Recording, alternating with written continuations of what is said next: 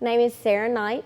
I teach the Horticulture Science Pathway. Those courses are agri-science, plant science and hydroculture, greenhouse management, work-based learning, and floral design. In each class you learn different parts about the agriculture industry, plant production, bedding plant production, cut flower production, and floral designing and arranging. The agri-science course also counts as a science credit toward graduation. Some of the things that you'll learn in here, from the beginnings of the agriculture industry up to modern times, the importance of knowing where your food comes from, how food is produced. We look at plant science, animal science, engineering, all of those different aspects, and then we move into specialized study within the plant science and hydroculture, which is looking at the science behind growing plants and specifically dealing with growing hydroponics, which is soilless agriculture. Then you have greenhouse management, where we work in bedding plant production, all the different plants that we can raise there.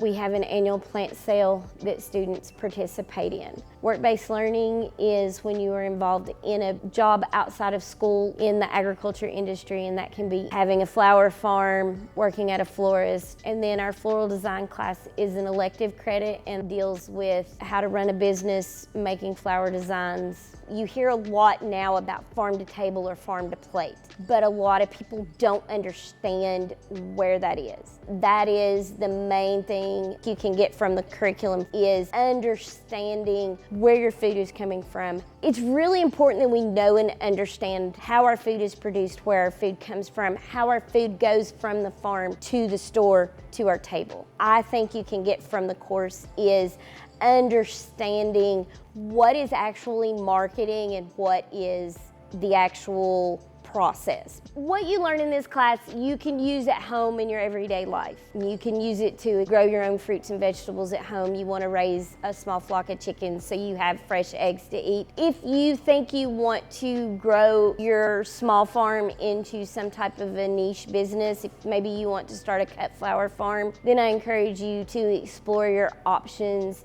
Don't think that you have to have a background in agriculture or have grown up on a farm to take this class. Have an interest in a class where you're going to learn how to raise plants, how to raise animals. Maybe you've always wanted to have a hobby farm, but you don't think you have the ability, then come explore our class, because we're gonna give you all the foundation that you need, and you don't have to be involved in agriculture in any way. You don't have to live on a farm. You can live anywhere and have an impact in the field of agriculture and have a future in agriculture. Feel free to come by anytime. We're advertising our activities, like our spring plant sale or our fall mum sale or our Valentine's Day flower sale. You're gonna see us out and actively participating and doing things. And the best bonus part of it is, if you take agri-science, you get a science credit, and that's one of the 3 credits that you'll need to graduate.